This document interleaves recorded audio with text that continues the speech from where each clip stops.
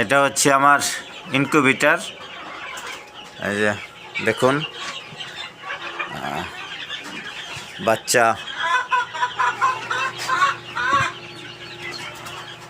ফুটেছে ইনশাল্লাহ। এখন গুনে বের করব, দেখব কয় পিস বাচ্চা ফুটলো। তাই ছোট্ট একটা ভিডিও করলাম আপনাদের জন্য, শেয়ার করলাম। দেখি কয় পিস বাচ্চা হয়। এখানে ফার্মির বাচ্চা আছে, লাইট বাহামার বাচ্চা আছে, দুইটা মুরগি ডিম আছে এখানে, দুইটা জাতের ফার্মি এবং লাইট বাহামা। দেখুন ইনশাল্লাহ কত সুন্দর দৃশ্য। ডিমও এখনো আছে। এখন